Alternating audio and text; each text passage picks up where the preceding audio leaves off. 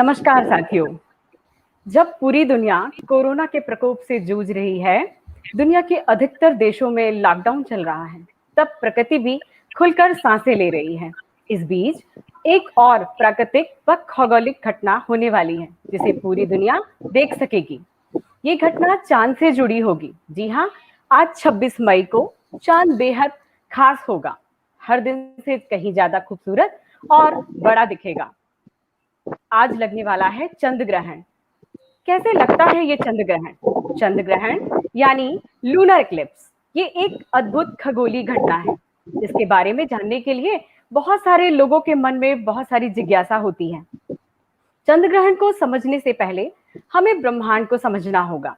ब्रह्मांड में जहां एक हिस्से में होता है सूर्य और दूसरे हिस्से में बहुत सारे प्लैनेट्स होते हैं। ये सूर्य की परिक्रमा करते रहते हैं और सूर्य के चक्कर लगाते हैं, जिसे रेवोल्यूशन कहा जाता है। ठीक उसी तरह पृथ्वी का चक्कर लगाता है चांद। अब आती है बात चंद्र ग्रहण की। इसमें होता क्या है?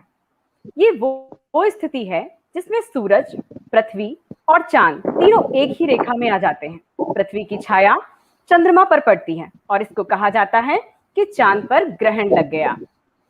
आज क्यों होगा खास दिन? क्या है आज चांद का ग्रहण? किस स्वरूप में नजर आएगा हमारा चांद?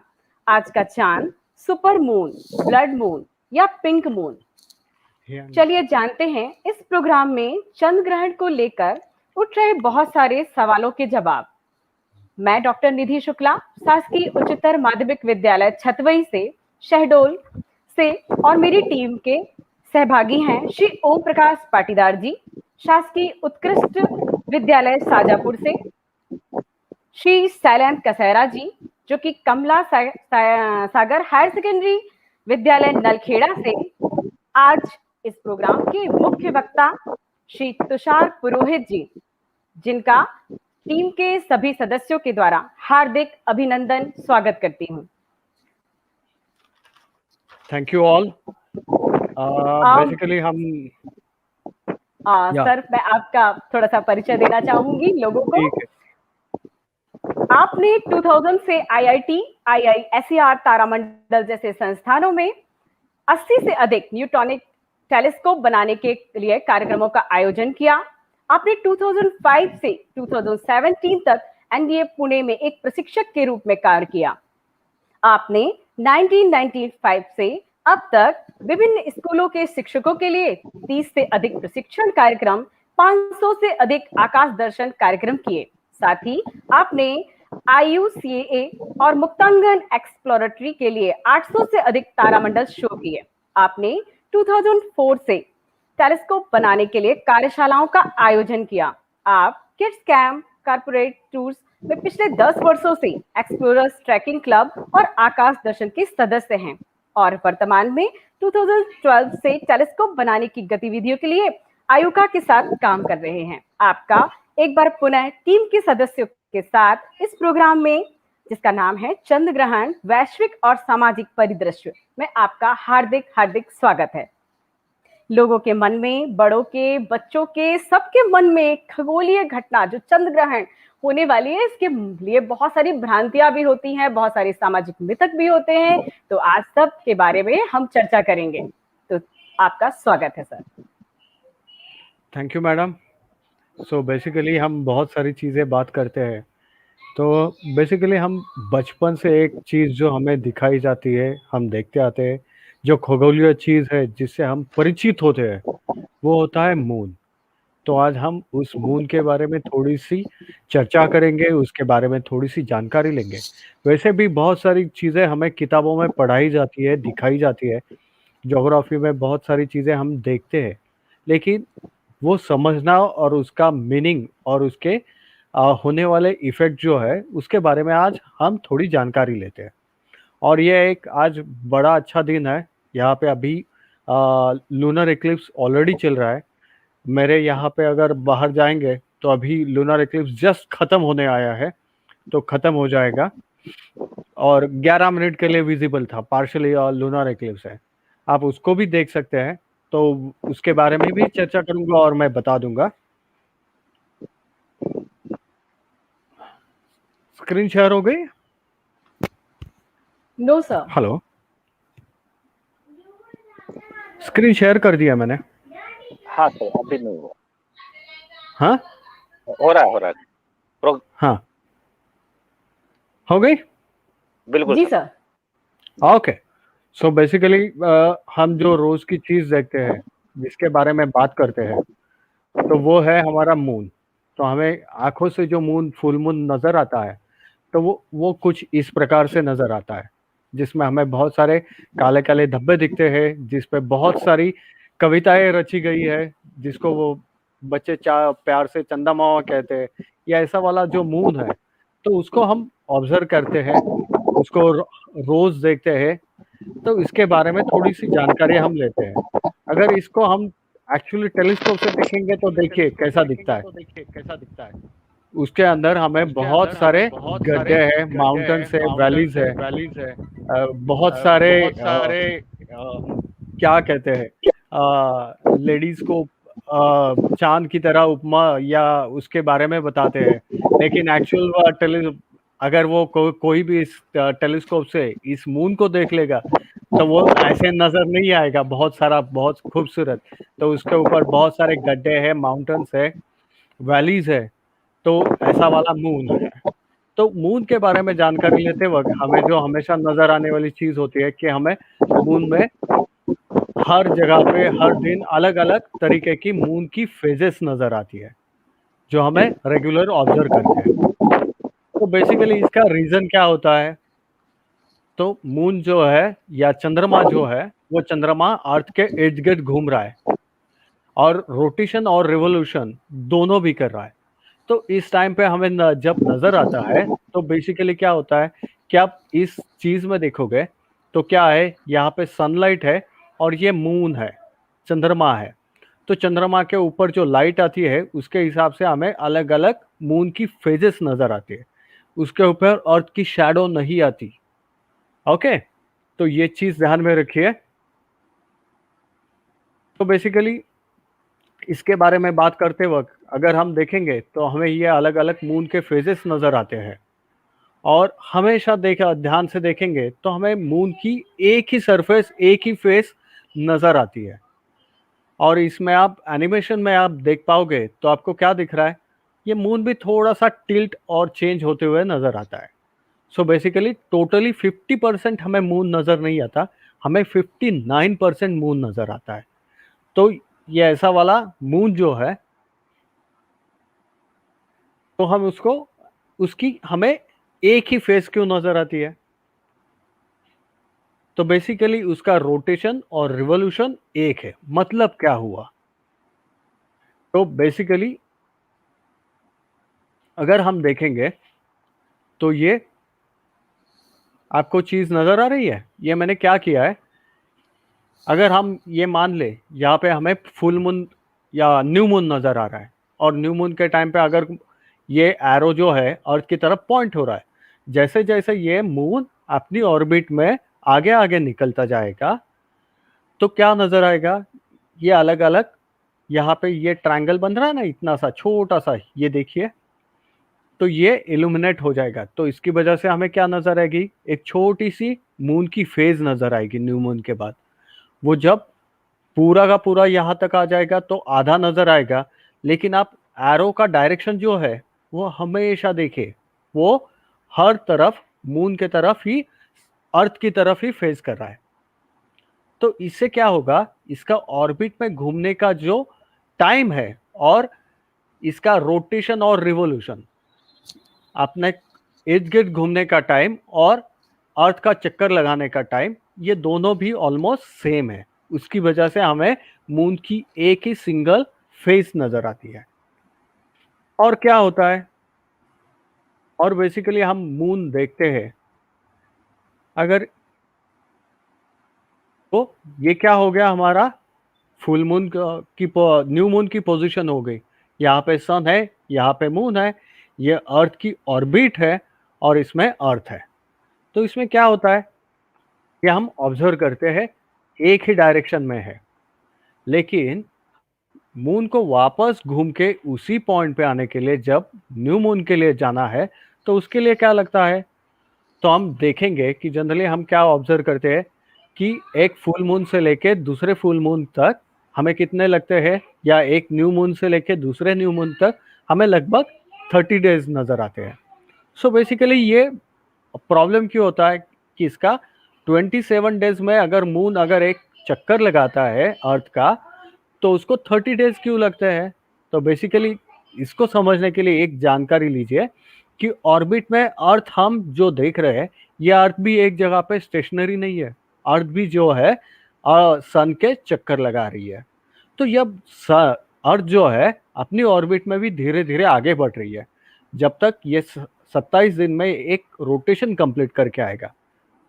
जब देखेंगे हम, तो ये हमारी न्यू मून की पोजीशन हो गई कि जहाँ पे इस मून को घूम के वापस उसी पॉइंट पे सन, मून और अर्थ इस डायरेक्शन में आना है। जब हम कंप्लीट करेंगे तो ये देखिए क्या हुआ। तो मून ने तो एक चक्कर जो है आप देखोगे तो उसी पॉइंट पे अर्थ पे आ गया, उसने एक चक्कर पूरा लगा दिया। इसको लग गए लगभग 27 डेज। और मून को ये एडिशनल जो चीज है, ये डिस्टेंस जो एडिशनल उसको कवर करना पड़ता है, वो लगभग 2.5 दिन का है, 2.5 डेज। तो उसकी वजह से क्या होता है, हमारा new moon to new moon या full moon to full moon का जो सिस्टम है उसमें 30 डेज हो जाते हैं, 29 या 30 डेज हो जाते हैं। तो बेसिकली ये घूम के वहां पे आ जाता है। तो ये सबसे इंपॉर्टेंट चीज है समझने के लिए। जब हम मून को कंप्लीटली रोटेशन जो है और रिवॉल्यूशन, वो दोनों एक समान नजर आता है। और दूसरी हाँ चीज सर, मैं क्या एक प्रश्न करना चाहूंगा। हाँ हाँ सर, जैसे कई बार ये सुनने में आता है कि जैसे जो हमारे धार्मिक जो त्योहार होते हैं, जैसे मान लेते हैं कई बार कहते हैं कि इस बार नवरात्रि जो है 8 दिन की है या फिर 10 दिन की है। तो ये क्या, ये प्रॉब्लम शायद ये इसी की वजह से मतलब पैदा होती है, ऐसा नहीं कई बार कहा जाता है। नहीं नहीं नहीं, नहीं। उसका बेसिक फंडा चीज जो है वो बेसिकली क्या है, हम जो तिथि कैलकुलेट करते हैं या कोई भी कैलेंडर सिस्टम में हम जो फॉलो करते हैं मून से रिलेटेड या सन से रिलेटेड, तो उसमें जो टाइम कैलकुलेशन करते हैं तो उसमें एक आध दिन आगे पीछे हो जाता है। अगर आप ये देखोगे आप कैलेंडर सिस्टम के बारे में, so basically new moon to new moon या full moon to full moon का कैलकुलेशन करेंगे, हम मून के हिसाब से चलेंगे, तो उसमें बेसिकली थोड़ा सा ड्रॉबैक आता है। इसलिए हम कई बार क्या कर देते हैं कि एडिशनल डेज ऐड कर देते हैं उसमें, दैट इज कॉल्ड द अधिक मास। जी जी। ओके अच्छा तो ये अधिक मास जो ऐड कर देते हैं, ये बेसिकली हमारा जो कैलेंडर सिस्टम है उसको कॉम्पेंसेट करने के लिए करते हैं। और दूसरी एक चीज होती है, हम जब कोई भी त्योहार मनाते हैं तो बेसिकली उसके बैकग्राउंड में क्या है, अगर आप मान लो कि अभी इस समय कौन सा मंथ चल रहा है, हमारा हिंदू कैलेंडर सिस्टम में जो आता है ना, जो हम जनरली लूनर से फॉलो करते हैं, तो उसको हर एक टाइम को हमने 27 नक्षत्रों में उसको डिवाइड किया है, या 12 जोडियाक है। तो जो भी मंथ है उस मंथ का नाम भी बेसिकली उस पॉइंट से रिलेटेड है। तो अभी आज का फुल मून आप बाहर जाके देखोगे तो वो किस कॉन्स्टलेशन में नजर आता है वो देखिए। और हमारा ये अभी का जो मंथ है हिंदू कैलेंडर सिस्टम का या मून से रिलेटेड कैलेंडर सिस्टम जो भी आप फॉलो करते हो उसका मंथ और अभी फुल मून जहाँ पे नजर आता है, तो हमेशा ध्यान में रखिए कि फुल मून वो पर्टिकुलर जो मंथ का नाम दिया गया है उसी कॉन्स्टलेशन के आसपास नजर आता है, उसी नक्षत्र के आसपास नजर आता है। इसलिए हमने क्या किया है कि मून की जो पोजीशन है हर दिन की, वो कंप्लीट करने के लिए उसको 27 डेज लगते हैं। तो हमारे जो कैलेंडर सिस्टम है तो उसमें हमने 27 नक्षत्रों के नाम दिए है। तो हर एक पॉइंट का जो ब्राइट स्टार है उसको हमने रेफर किया है। तो हर दिन मून की पोजीशन जो है वो 27 लोकेशन पे हम ऑब्जर्व करते हैं, और इसी 27 नक्षत्र को हमने डिवाइड किया है 12 जोडियाक में, that is the 12 months. Okay जी सर। ओके, तो ये हमारी कैलेंडर सिस्टम और उसके बारे में था। तो बेसिकली हम जब ऑब्जर्व करते हैं तो हर दिन हमने मून देखे है, तो आज हम मून देख रहे हैं, तो अभी क्या हो रहा है, अभी एक तरफ आज तो फुल मून है, तो फुल मून के टाइम पे एक तरफ हमारा सनसेट हो रहा है और दूसरी तरफ क्या हो रहा है, मून राइज हो रहा है। सो बेसिकली ये दोनों एक दूसरे के एग्जैक्टली अपोजिट हमें नजर आएंगे। जैसे हम उसको राइज होते हुए नजर देख रहे हैं, तो मॉर्निंग में जब मून सेट होते हुए नजर आएगा, वैसे ही सामने आपको सनराइज होते हुए नजर आएगा। तो ये दोनों एग्जैक्ट आमने सामने नजर आ रहे हैं। लेकिन अगर नेक्स्ट डे देखेंगे, आज तो फुल मून है, अगर कल हमें देखना है मून, तो ऐसे ही सेम समय पे नजर आएगा? तो बिल्कुल नहीं। तो ऐसा क्यों होता है? तो बेसिकली उसके लिए क्या होता है, अगर हम पोजीशन देखेंगे उसमें, तो आपको क्या नजर आएगा, ये देखिए, अब मैंने उल्टा दिखा दिया है कि हम फुल मून की बात कर रहे हैं, तो ये सन है, यहाँ पे अर्थ है और यहाँ पे फुल मून नजर आ रहा है, ये पोजीशन है। और नेक्स्ट डे जब जाओगे आप, तो क्या हो जाएगा, नेक्स्ट डे में ये अर्थ भी थोड़ी से आगे चली जाएगी और मून भी थोड़ा आगे चले जाएगा। देखिए क्या हुआ, तो मून थोड़ा आगे चला गया, तो उसकी वजह से मून को जो है थोड़ा एक्स्ट्रा डिस्टेंस जो है उसको ट्रैवल करना पड़ता है उसी सेम पॉइंट पे आने के लिए, ठीक है ना। तो वो एग्जैक्टली क्या होता है, वो डिफरेंस होता है 13 डिग्री का। तो देखिए इसमें अगर थोड़ा सा जूम करके देखेंगे हम उसको, ये अर्थ की ऑर्बिट है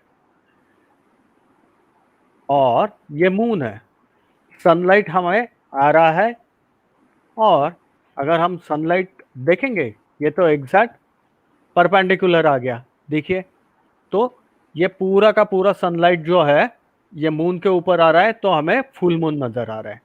अब नेक्स्ट डे क्या हो जाएगा, अब नेक्स्ट डे में ये अर्थ भी थोड़ी से आगे अपनी ऑर्बिट में चली जाएगी, और क्या हो जाएगा, ये मून भी हमारा धीरे धीरे फॉलो करता है उसी पाथ को, और ये बेसिकली इस पॉइंट पे मून को आने के लिए एक्स्ट्रा जो डिस्टेंस ट्रैवल करना पड़ता है इस पॉइंट से लेके इस पॉइंट तक आने के लिए, वो एडिशनल एक्स्ट्रा डिस्टेंस जो है वो 13 डिग्री का डिफरेंस है। और 13 डिग्री का डिफरेंस यानी कितना हुआ, तो लगभग 50 से 55 मिनट हर रोज मून जो राइज होता है वो लेट राइज होता है 50 से 55 मिनट के लिए। तो ये एक चीज ऑब्जर्वेबल है, आप इसको रेगुलरली ऑब्जर्व कर सकते हैं। इसकी वजह से हमें हर एक पॉइंट पे अलग अलग चीज नजर आती है। तो ये लगभग 50 मिनट आता है, जिसमें आप रोटेशन और रिवोल्यूशन भी चेक कर सकते हैं। ये एक्सरसाइज आप रेगुलरली मून को ऑब्जर्व करने से आपके ध्यान में आ जाएगी। चलिए और क्या नजर आता है हमें, देखिए। सो बेसिकली यहाँ पे आपको मून की फेजेस दिखाने का प्रयास किया है। तो ये मून जो है वो अर्थ के इर्द गिर्द घूम रहा है। तो जैसे जैसे आपको ये लाइट जो है मून से रिफ्लेक्ट होने वाली सनलाइट जैसे जैसे नजर आएगी, वैसे वैसे हमें मून के अलग अलग फेजेस नजर आते हैं, ठीक है ना। अब देखिए, चलिए अब क्या हुआ, जब हम मून को ऑब्जर्व कर रहे हैं तो हमें मून जो है वो अलग अलग दो, तो उसकी जो ऑर्बिट है वो थोड़ी सी एलिप्टिकल है। तो कई बार क्या नजर आता है हमें, तो कई बार वो अर्थ के नजदीक नजर आता है, कई बार अर्थ से दूर चला जाता है। इस पोजीशन को हम जब कहते हैं कि अर्थ से नजदीक आता है, दैट इज अ पेरिजी, और अर्थ से दूर चला जाता है, that is we call it as a apogee.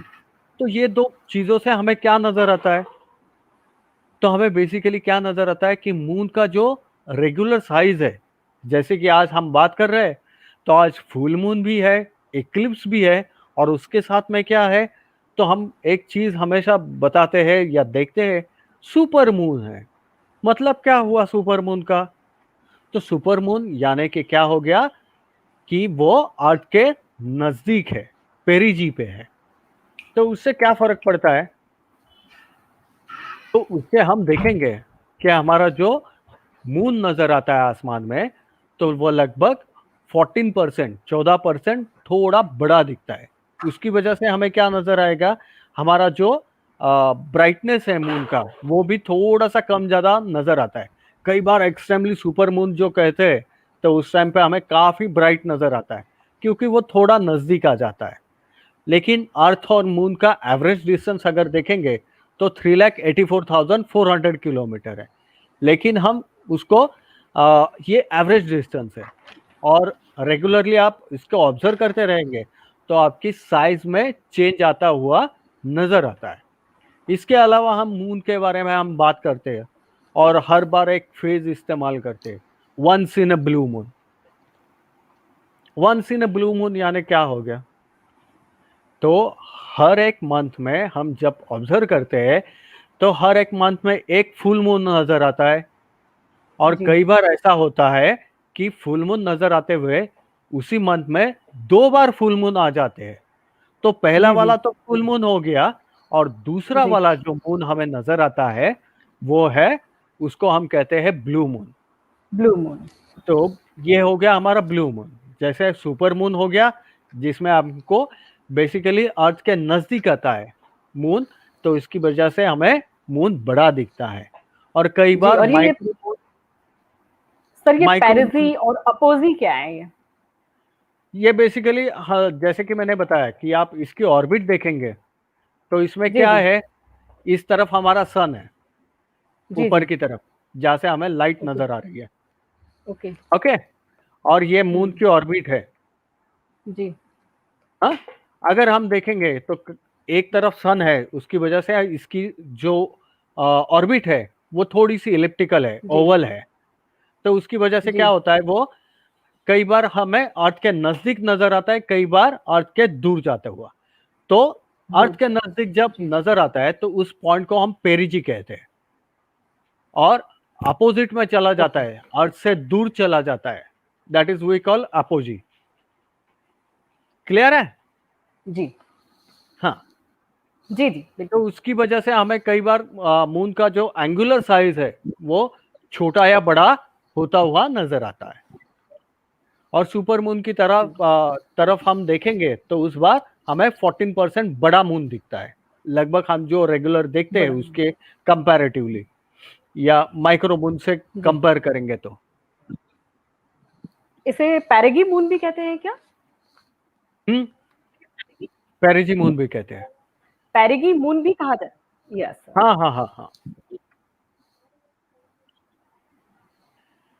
तो चलिए, तो आज का जो हमारा मेन इंटरेस्ट और टॉपिक है जिसके बारे में हम बात करते हैं हमेशा, कि लूनर इक्लिप्स है। अभी अभी आप लूनर इक्लिप्स जाके देख सकते हैं, अभी तो खत्म हो गया, बट अगर जी, चांस मिला तो आप ऑब्जर्व कर सकते हैं। कई बार बहुत सारी लोकेशन से हमने इसको लाइव भी देख सकते हैं ऑनलाइन।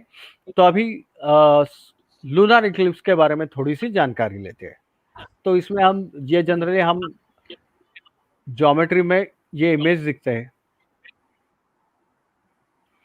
कि सन है, अर्थ है, और ये पीछे मून चला गया, और हम मून। बेसिकली लूनर इक्लिप्स देख रहे हैं। लेकिन हर फुल मून को लूनर इक्लिप्स क्यों नहीं नजर आता? हमें तो हमेशा लगता है कि कई बार लोग ये भी सोचते हैं कि अर्थ की शैडो की वजह से मून फेजेस दिखते हैं। वो तो कंपैरेटिवली गलत है। अभी हमने देखा कि मून की फेजेस क्यों नजर आती है, कि जब घूमते हुए हमें अलग अलग लोकेशन से जितना सनलाइट रिफ्लेक्ट होता है जिस एरिया से, मून के सरफेस से, उस प्रकार से हमें उसकी अलग अलग फेजेस नजर आती है। बट कई बार जो है मून अर्थ की शैडो में जब आता है तो उस टाइम पे हमें लूनर इक्लिप्स नजर आता है।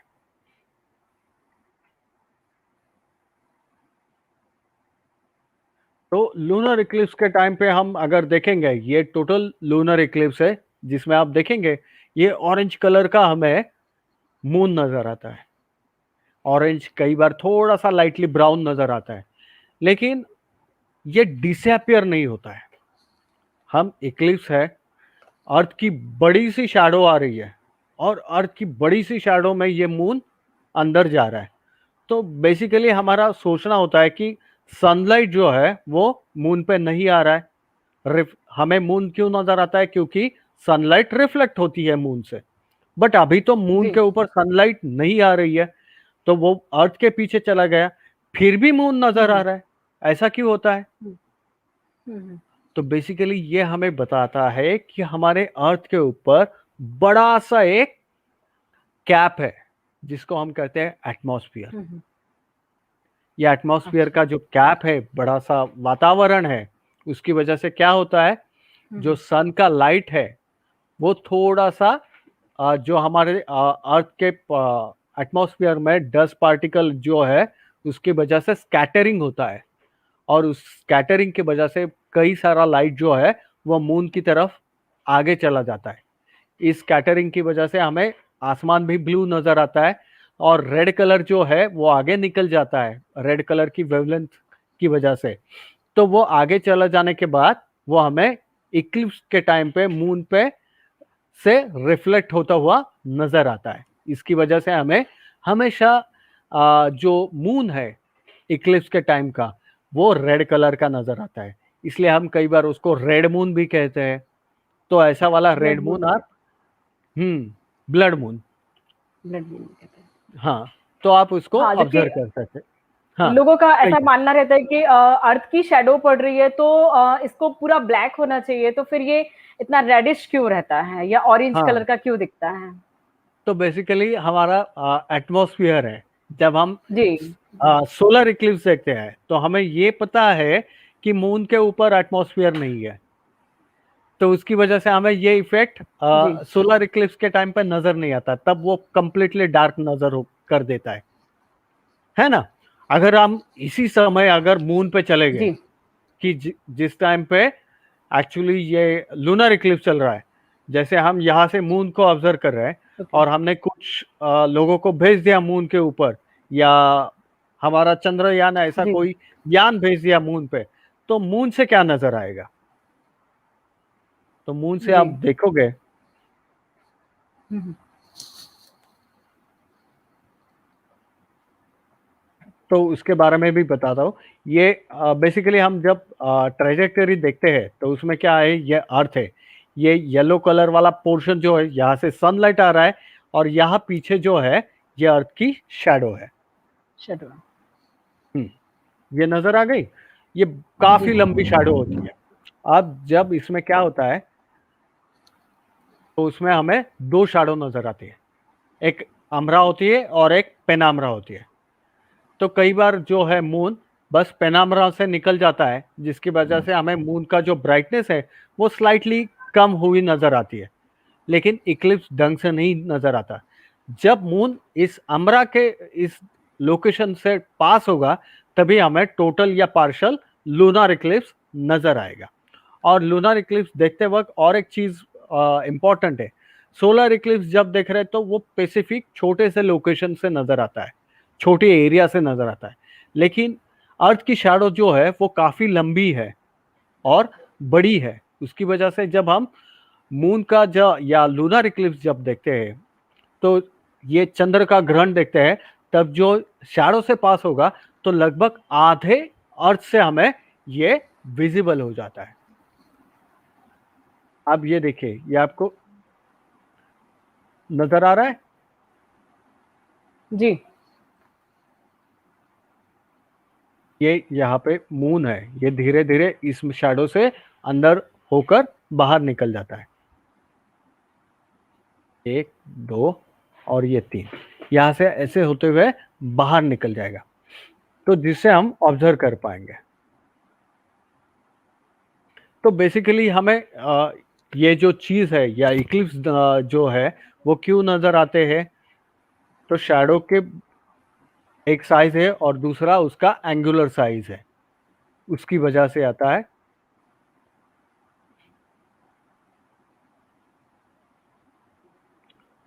और लूनर इक्लिप्स रेगुलरली हमें फुल मून के टाइम पे क्यों नजर नहीं आता है, जब हम इसको बेसिकली ऑब्जर्व करते हैं कि मैंने जैसे बताया कि रोटेशन रिवोल्यूशन का जैसा इफेक्ट आता है कि हर चीज घूम रही है, तो वैसे ही इसमें थोड़ी सी ऑब्जर्वेबल चीज है।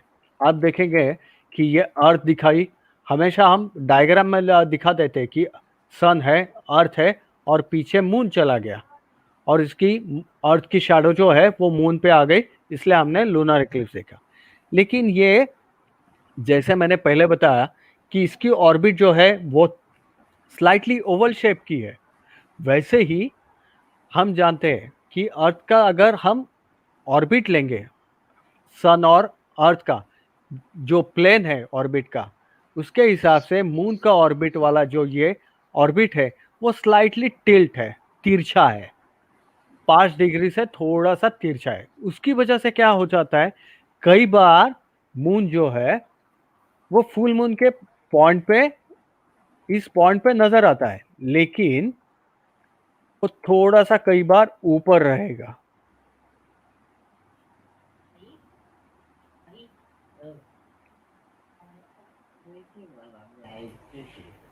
तो कई बार क्या होता है, ये अर्थ की शैडो जो है वो शैडो से थोड़ा सा ऊपर है, इसकी वजह से हमेशा हमें हर फुल मून को बेसिकली इक्लिप्स नजर नहीं आता। तो वो चक्कर जब लगा रहा है तो कई बार मून नीचे की तरफ जाके ऊपर आ जाता है। इस प्लेन को हम अगर मान ले तो ये उसका जो ऑर्बिट है, उसकी जो कक्षा है वो स्लाइटली तिरछी है, 5 डिग्री से तिरछी है। आइए इसको हम और डिटेल में देखते हैं तो क्या नजर आता है। तो देखिए ये हमारा सन है बीचों बीच, और पूरे साल भर में हम देखेंगे कि अर्थ जब चक्कर लगा रही है तो कई बार क्या होता है, ये मून जो है, जैसा कि मैंने बताया कि अभी यहाँ पे न्यू मून है, यहाँ पे फुल मून है, लेकिन ये ऑर्बिट जो है वो जब घूमते हुए इस प्लेन से मैच नहीं हो रही है, और मून की शैडो भी अर्थ पे नहीं आएगी, वैसे ही अर्थ की शैडो भी मून पे नहीं जाएगी। लेकिन ये जब चक्कर लगाते लगाते आगे बढ़ रहे हैं तो कई बार ऐसे हो जाता है कि ये देखिए यहाँ पे मैच हो गया, अभी अर्थ, मून की शैडो भी अर्थ पे आ रही है, हमें क्या नजर आएगा, सोलर इक्लिप्स नजर आएगा। और उसके बाद लगभग 15 दिन बाद हमें लूनर इक्लिप्स नजर आएगा।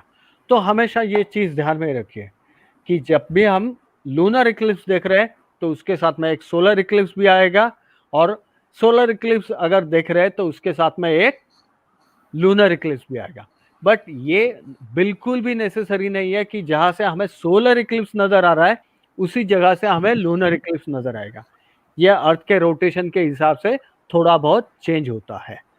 तो वैसे ही हम पूरे साल भर में देखेंगे तो लगभग ऐसे हमें पोजीशन 4 बार नजर आती है जहां पे हम इसको कंटिन्यूसली ऑब्जर्व कर सकते हैं। तो कई बार हमें पूरे साल भर में लगभग 5 से 6 सन और लूनर ऑकल्टेशन इक्लिप्स नजर आते हैं।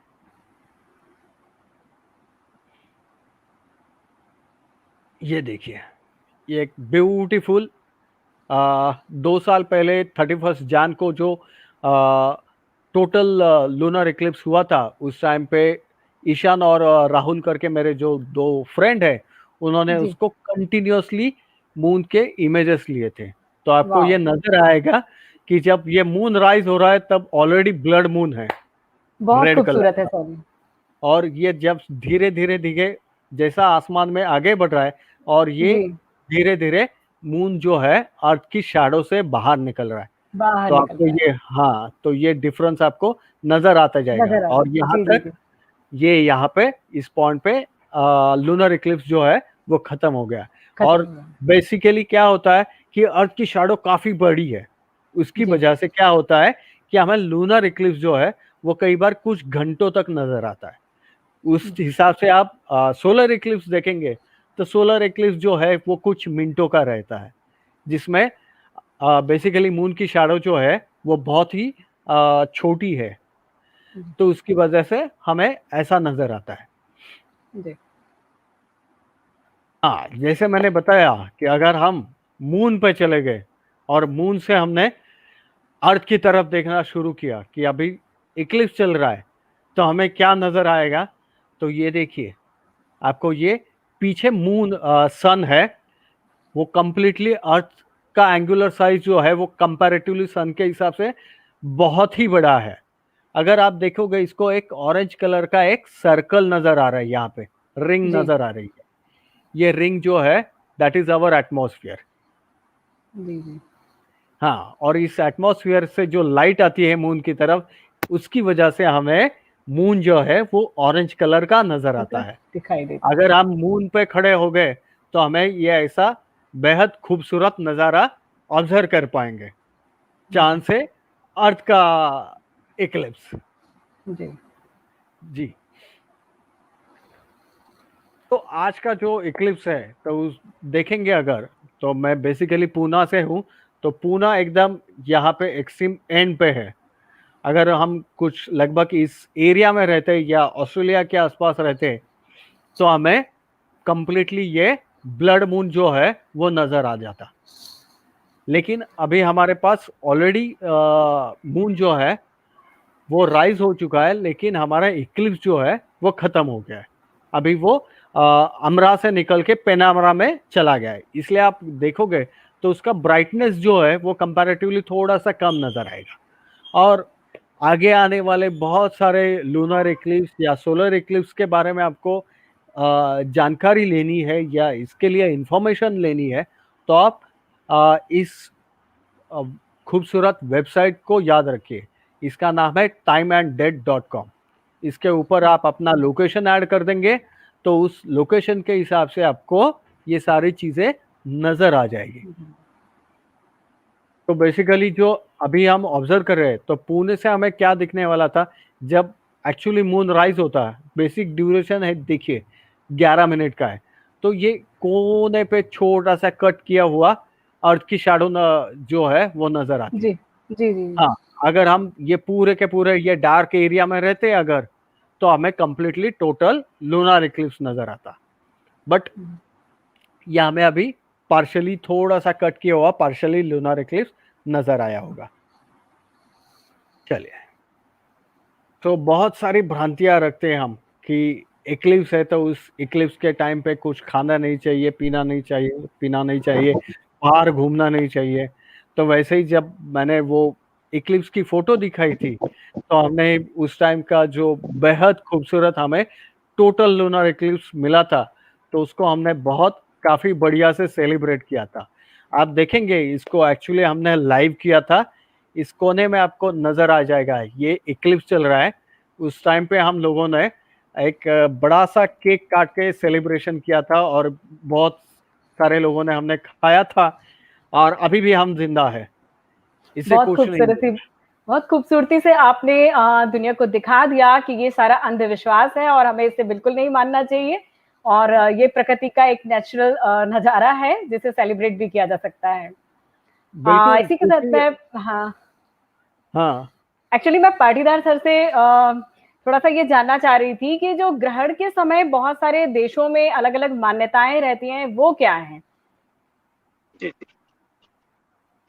वास्तव में जब किसी घटना का ज्ञान नहीं होता है, लोगों को ज्ञान नहीं होता है, तो उस समय जो तात्कालिक ज्ञान के आधार पर अलग अलग अवधारणाएं बन जाती है।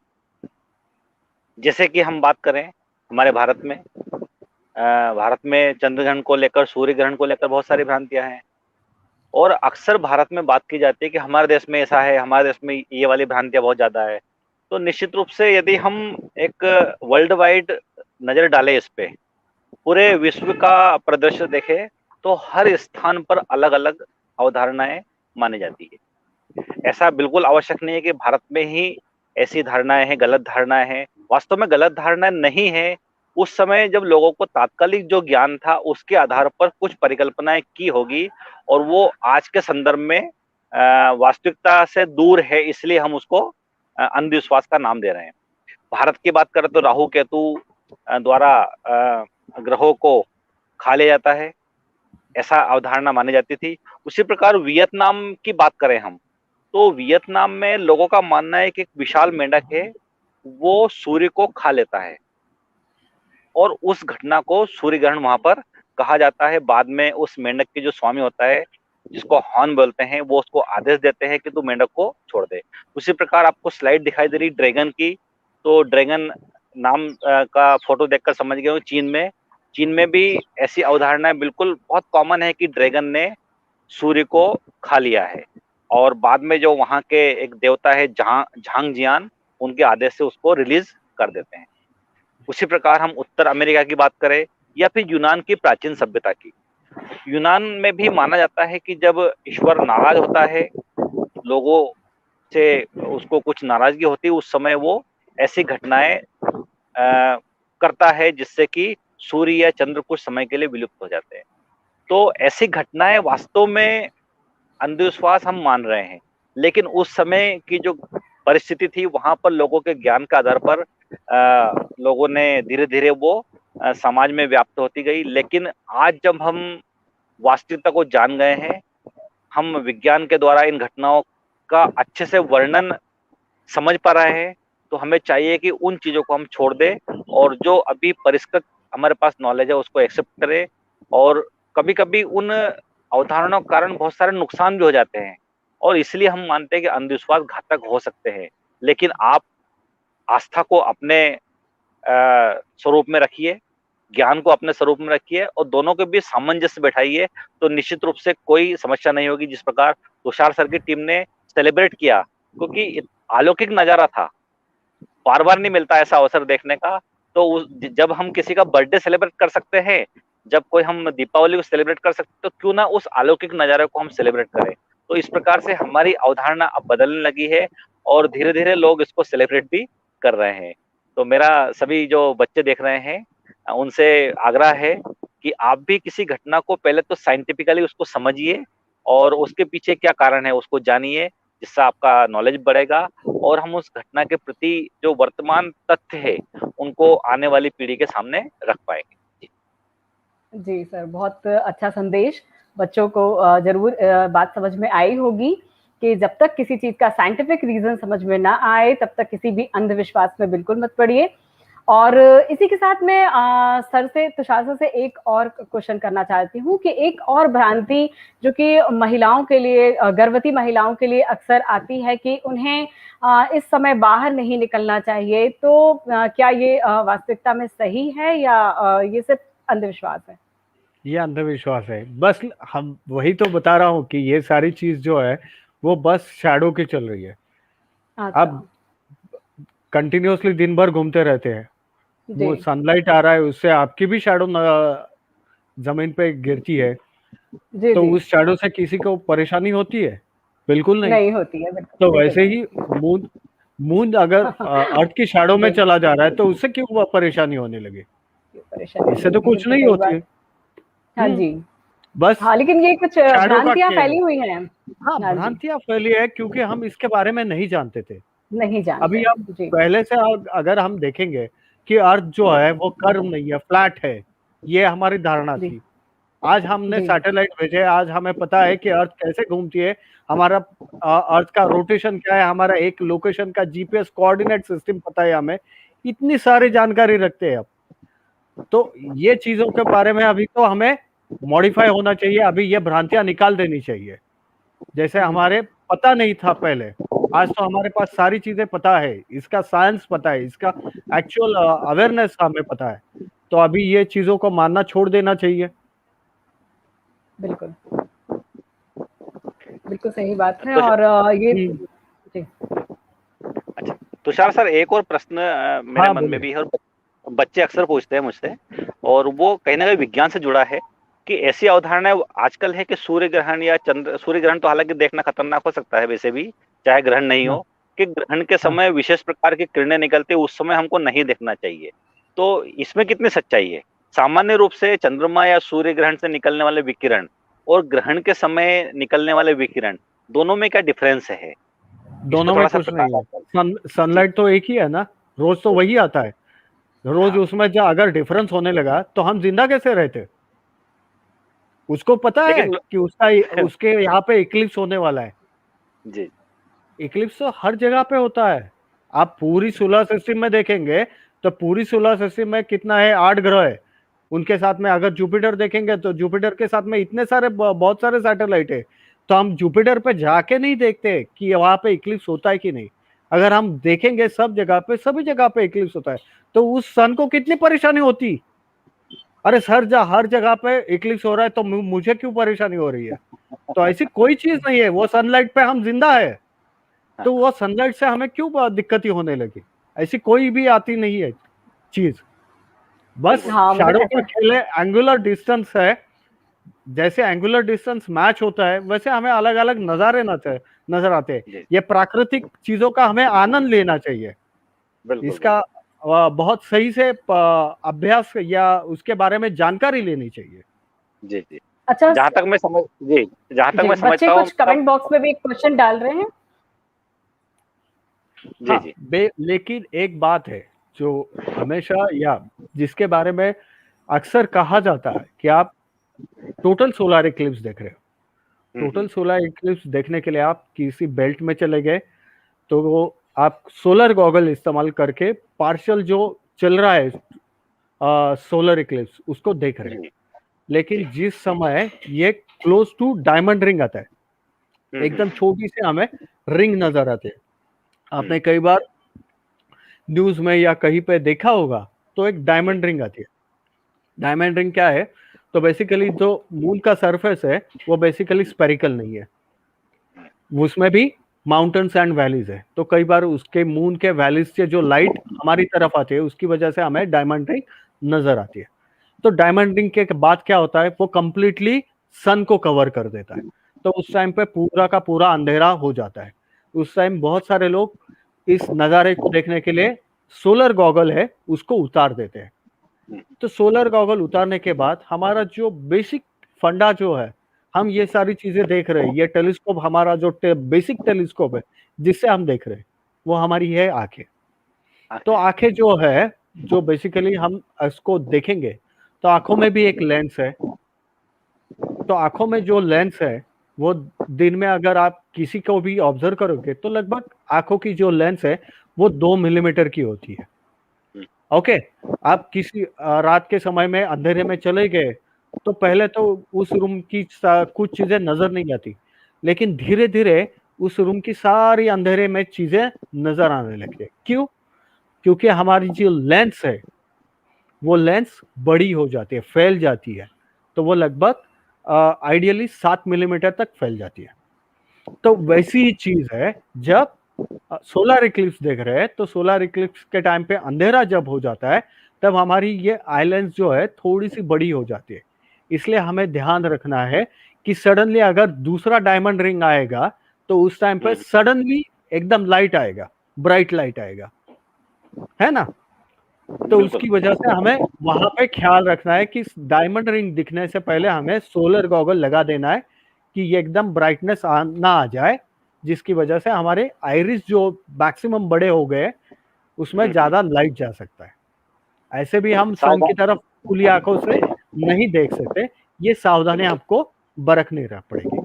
हाँ, बिल्कुल, मतलब हम सामान्य रूप से भी सूर्य की तरफ नहीं देखे, ग्रहण के समय भी नहीं देखे, और देखना है तो जो भी आवश्यक सावधानियां उनको उपयोग करते हुए देखें। जी सर।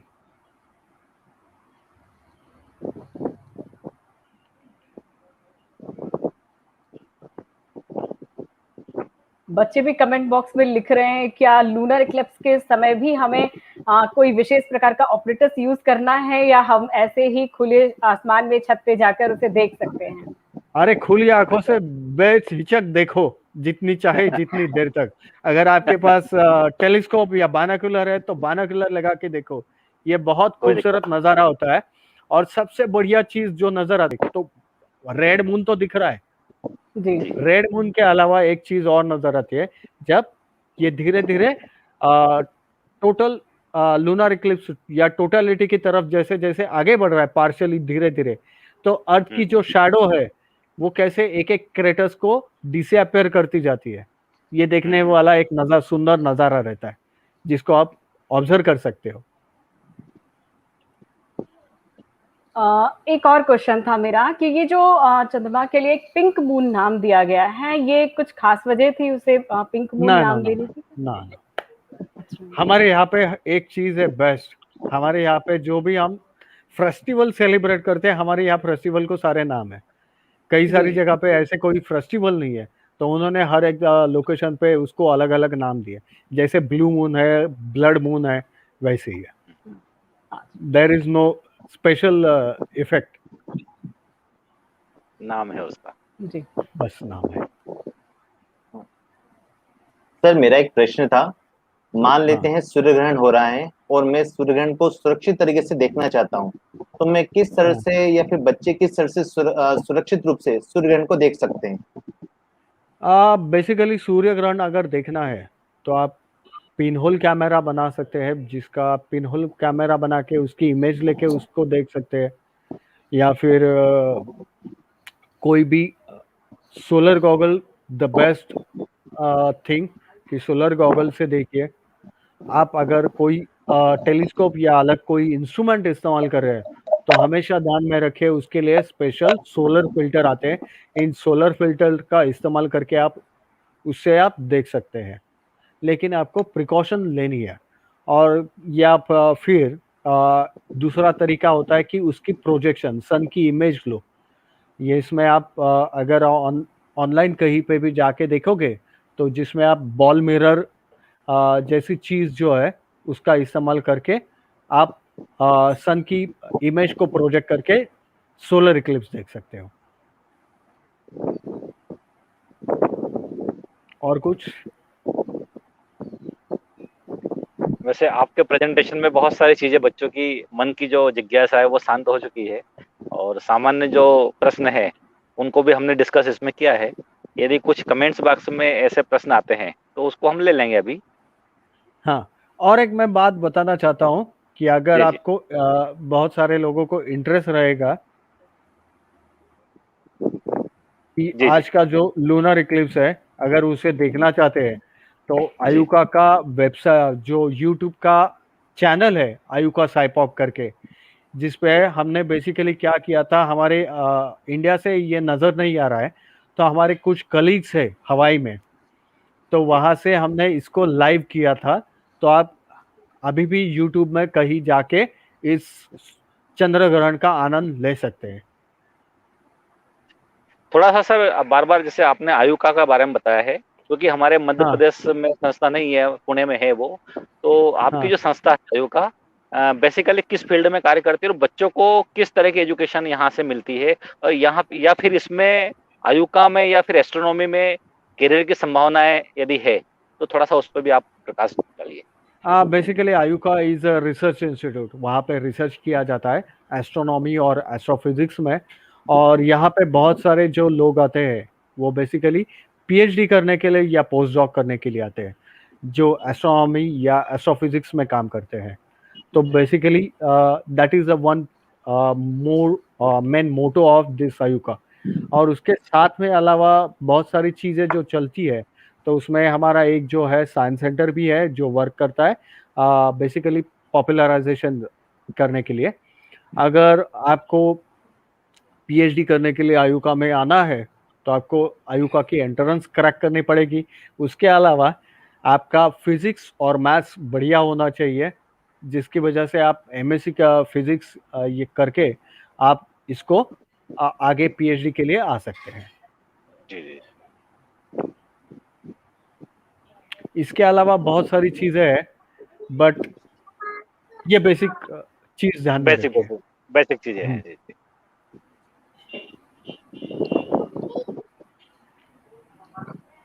सर आज का जो सेशन रहा मतलब बहुत ही रोचक रहा, क्योंकि जो बच्चे के मन में कई तरह के जो क्वेश्चन होते हैं कि जैसे वो चंद्रमा को इनको देखते रहते हैं, कई बार बच्चे ये भी सोचते रहते हैं कि जो खगोल विज्ञान है मतलब ये हमारे काम का क्या, ये हमारे क्या काम का है।